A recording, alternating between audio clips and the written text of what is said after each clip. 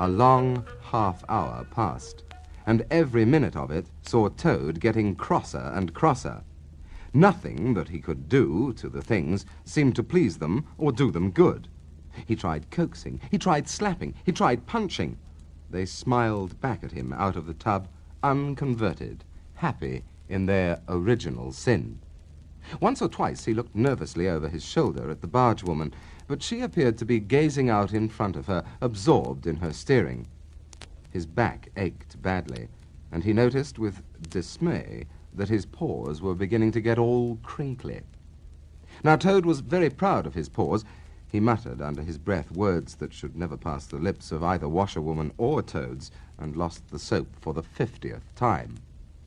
A burst of laughter made him straighten himself and look round.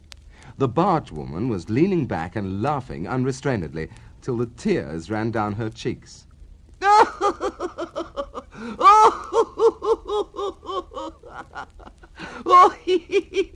I've been watching you for all the time. I thought you must have been a humbug all along from the conceited way you talked. Pretty washerwoman you are. Never washed so much as a dishclout in your life, I'll lay. Toad's temper, which had been simmering viciously for some time, now fairly boiled over, and he lost all control of himself. "You common low-fat bargewoman!" he shouted. "Don't you dare to talk to your betters like that! Washerwoman, indeed! I would have you to know that I am a toad, a very well-known, respected, distinguished toad. I may be under a bit of a cloud at present, but I will not be laughed at by a bargewoman." The woman moved nearer to him and peered under his bonnet keenly and closely. "Why, so you are!" she cried. "Well, I never! A horrid, nasty, crawly toad, and in my nice, clean barge, too. Now, that is a thing that I will not have." She relinquished the tiller for a moment. One big mottled arm shot out and caught Toad by a foreleg, while the other gripped him fast by a hind leg. Then the world turned suddenly upside down. The barge seemed to flit lightly across the sky, the wind whistled in his ears, and Toad found himself flying through the air, revolving rapidly as he went. The water, when he eventually reached it with a loud splash, proved quite cold enough for his taste, though its chill was not sufficient to quell his proud spirit or slake the heat of his furious temper. He rose to the surface spluttering, and when he wiped the duckweed out of his eyes, the first thing he saw was the fat bargewoman looking back at him over the stern of the retreating barge and laughing, and he vowed, as he coughed and choked, to be even with her. He struck out for the shore, but the cotton gown greatly impeded his efforts, and when at length he touched land, he found it hard to climb up the steep bank unassisted. He had to take a minute or two's rest to recover his breath. Then, gathering his wet skirts well over his arms, he started to run after the barge as fast as his legs would carry him, wild with indignation, thirsting for revenge. The bargewoman was still laughing when he drew up level with her. "Put yourself through your mangle, washerwoman, and iron your face and crimp it, and you'll pass for quite a decent-looking toad." Toad never paused to reply. Solid revenge was what he wanted, not cheap, windy, verbal triumphs, though he had a thing or two in his mind that he would have liked to say. He saw what he wanted ahead of him. Running swiftly, he overtook the horse, unfastened the tow rope, and cast off, jumped lightly onto the horse's back, and urged it to a gallop by kicking it vigorously in the sides. He steered for the open country, abandoning the towpath and swinging his steed down a rutty lane. Once he looked back and saw that the barge had run aground on the other side of the canal, and the bargewoman was gesticulating wildly and shouting, "Stop! Stop! Stop!" "Now, I've heard that song before," said Toad, laughing as he continued to spur his steed onward in its wild career. The barge horse was not capable of any very sustained effort, and its gallop soon subsided into a trot, and its trot into an easy walk. But Toad was quite contented with this, knowing that he, at any rate, was moving, and the barge was not.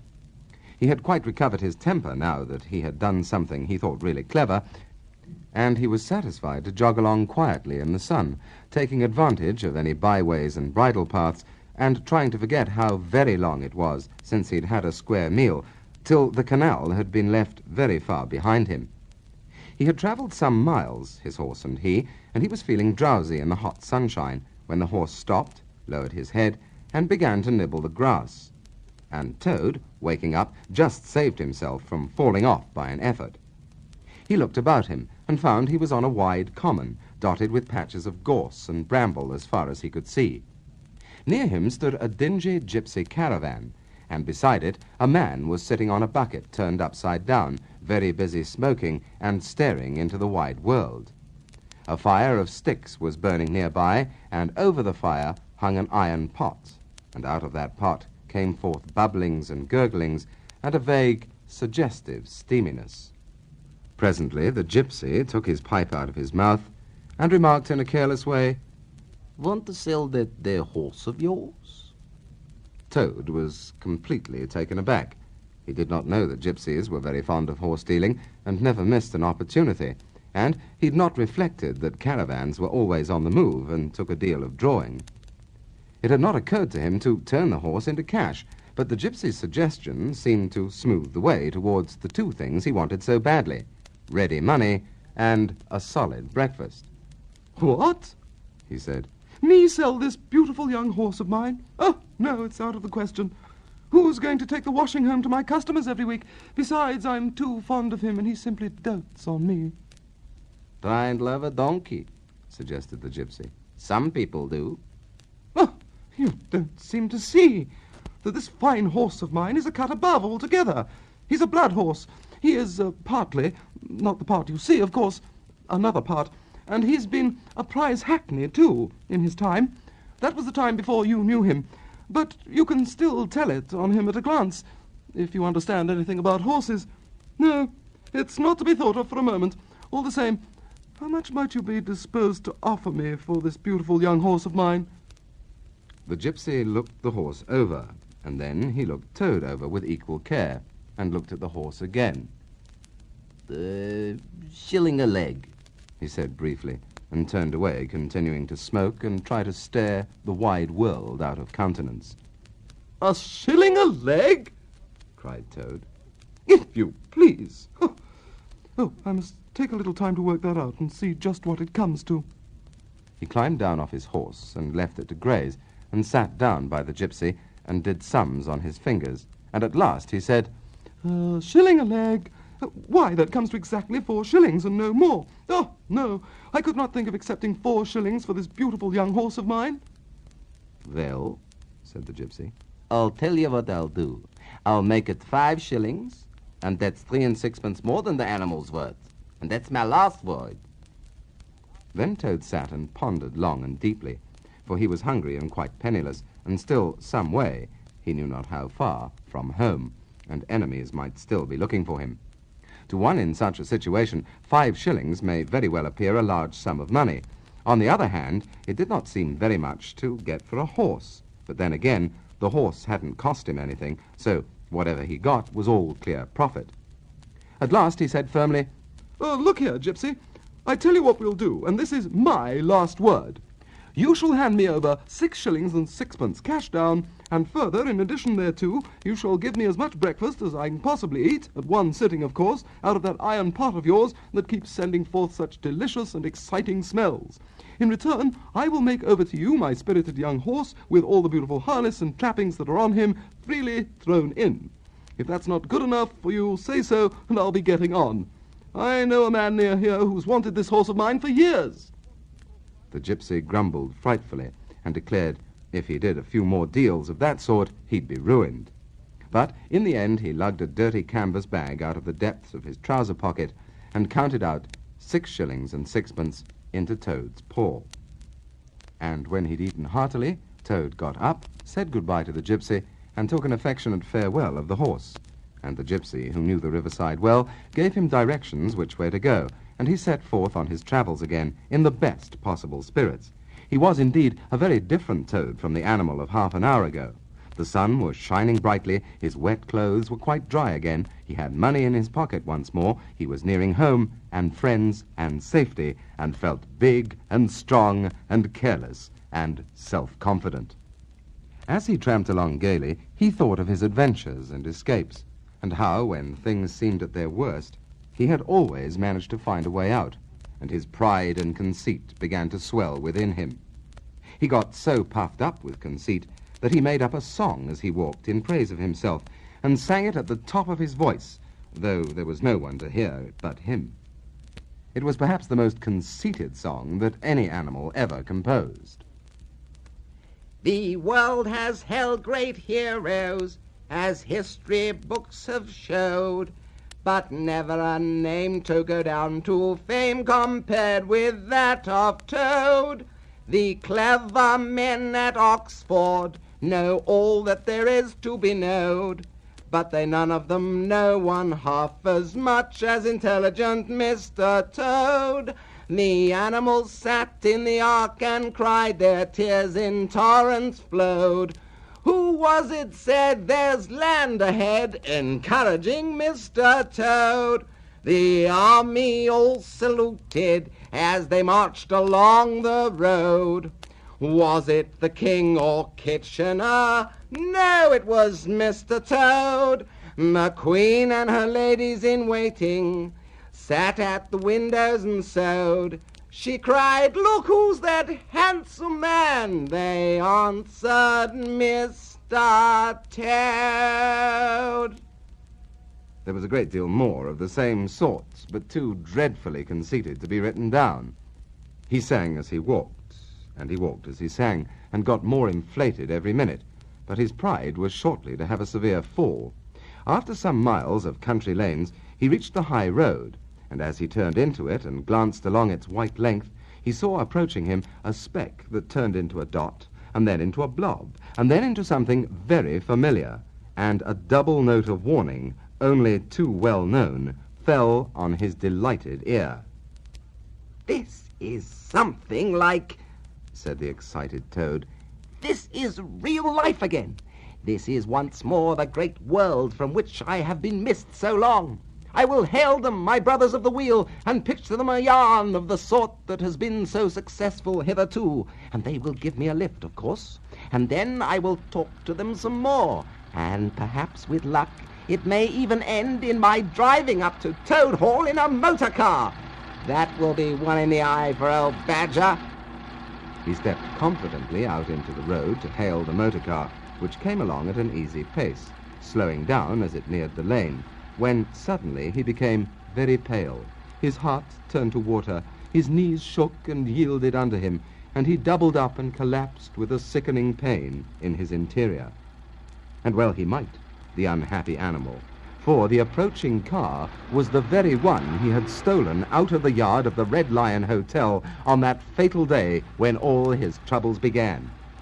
And the people in it were the very same people he had sat and watched at luncheon in the coffee room. He sank down in a shabby, miserable heap in the road, murmuring to himself in despair, Oh, it's all up. Oh, it's all over now. Chains and policemen again, and prison again, dry bread and water again. Oh, what a fool I have been. What did I want to go strutting about the country for, singing conceited songs and hailing people in broad daylight on the high road, instead of hiding till nightfall and slipping home quietly by back ways? Oh, hapless Toad! Oh, ill-fated animal! The terrible motor car drew slowly nearer and nearer, till at last he heard it stop just short of him. Two gentlemen got out and walked round the trembling heap of crumpled misery lying in the road, and one of them said, Oh, dear, this is very sad. Here's a poor old thing, a washerwoman apparently, who's fainted in the road. Perhaps she's overcome by the heat, poor creature, or possibly she's had no food today. Let's lift her into the car and take her to the nearest village, where doubtless she has friends. They tenderly lifted Toad into the motor car and propped him up with soft cushions and proceeded on their way. When Toad heard them talk in so kind and sympathetic a manner, he knew that he was not recognized. His courage began to revive, and he cautiously opened first one eye and then the other. "I say, look," said one of the gentlemen. "She's getting better already. The fresh air is doing her good. How do you feel now, ma'am?" "Oh, thank you kindly, sir," said Toad in a feeble voice. "I'm feeling a great deal better." "Oh, that's right," said the gentleman. "Now keep quite still, and above all, don't try to talk." "Oh, I won't. I was only thinking if I might sit on the front seat there beside the driver, where I could get the fresh air full in my face. I should soon be all right again." "Well, what a very sensible woman," said the gentleman. "Of course you shall." So they carefully helped Toad into the front seat beside the driver, and on they went once more. Toad was almost himself again by now. He sat up, looked about him, and tried to beat down the tremors, the yearnings, the old cravings that rose up and beset him and took possession of him entirely. "It is fate," he said to himself. "Why strive? Why struggle?" And he turned to the driver at his side. "Oh, please, sir," He said, "I wish you would be kindly enough to let me try and drive the car for a little. I've been watching you so carefully, and it looks so easy and so interesting, and I should like to be able to tell my friends that once I had driven a motor car." The driver laughed at the proposal so heartily that the gentleman inquired what was the matter. When he heard, he said to Toad's delight, "Bravo, ma'am! Ha-ha! Like your spirit. Well, let her have a try and look after her. She won't do any harm." Toad eagerly scrambled into the seat vacated by the driver, took the steering wheel in his hands, listened with affected humility to the instructions given him, and set the car in motion, but very slowly and carefully at first, for he was determined to be prudent. The gentlemen behind clapped their hands and applauded, and Toad heard them saying, "How well she does it! Fancy a washerwoman driving a car as well as that for the first time." Toad went a little faster, then faster still, and faster. He heard the gentleman call out warningly, "Be careful, washerwoman!" and this annoyed him, and he began to lose his head. The driver tried to interfere, but he pinned him down in his seat with one elbow and put on full speed. The rush of air in his face, the hum of the engine, and the light jump of the car beneath him intoxicated his weak brain. "Ha-ha! Washerwoman indeed!" He shouted recklessly. "Ho, ho! I am the Toad, the motor car snatcher, the prison breaker, the Toad who always escapes. Sit still and you shall know what driving really is, for you are in the hands of the famous, the skillful, the entirely fearless Toad." With a cry of horror, the whole party rose and flung themselves on him. "Oh, seize him!" they cried. "Seize the Toad, the wicked animal who stole our motor car! Bind him, chain him, drag him to the nearest police station! Down with the desperate and dangerous Toad!" Alas, they should have thought. They ought to have been more prudent. They should have remembered to stop the motor car somewhere before playing any pranks of that sort. With a half-turn of the wheel, the Toad sent the car crashing through the low hedge that ran alongside the road. One mighty bound, a violent shock, and the wheels of the car were churning up the thick mud of a horse pond. Toad found himself flying through the air with the strong upward rush and delicate curve of a swallow. He liked the motion, and was just beginning to wonder whether it would go on until he developed wings and turned into a toad bird, when he landed on his back with a thump in the soft, rich grass of a meadow. Sitting up, he could just see the motor car in the pond, nearly submerged. The gentleman and the driver, encumbered by their long coats, were floundering helplessly in the water. He picked himself up rapidly and set off, running across country as hard as he could, scrambling through hedges, jumping ditches, pounding across fields, till he was breathless and weary and had to settle down into an easy walk. When he had recovered his breath somewhat and was able to think calmly, he began to giggle, and from giggling he took to laughing, and he laughed till he had to sit down under a hedge.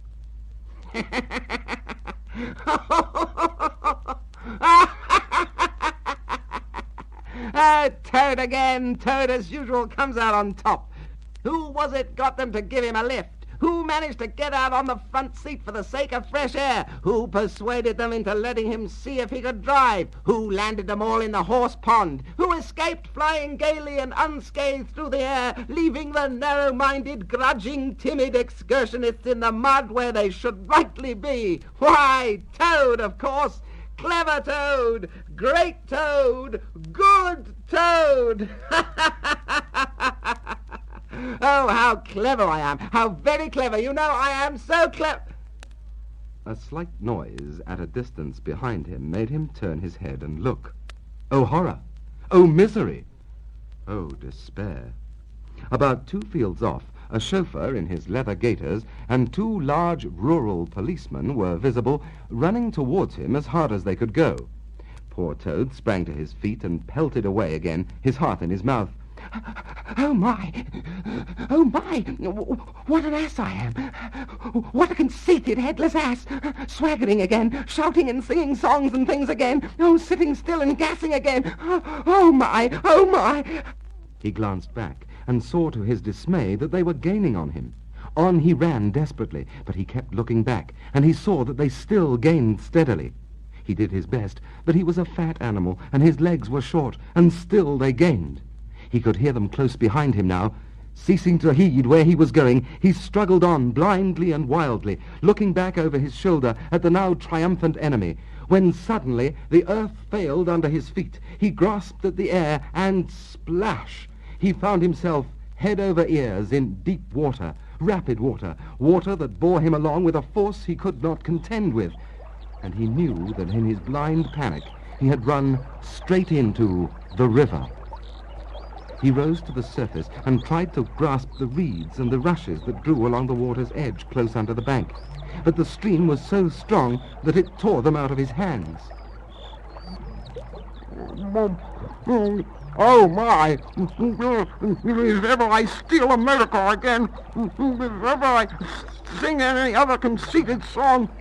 Then down he went and came up breathless and spluttering. Presently he saw that he was approaching a big dark hole in the bank just above his head. And as the stream bore him past, he reached out with a paw and caught hold of the edge and held on. Then, slowly and with difficulty, he drew himself up out of the water till at last he was able to rest his elbows on the edge of the hole. There he remained for some minutes, puffing and panting, for he was quite exhausted. As he sighed and blew and stared before him into the dark hole, some bright small things shone and twinkled in its depths, moving towards him. As it approached, a face grew up gradually around it, and it was a familiar face, brown and small with whiskers, grave and round, with neat ears and silky hair. It was the water rat.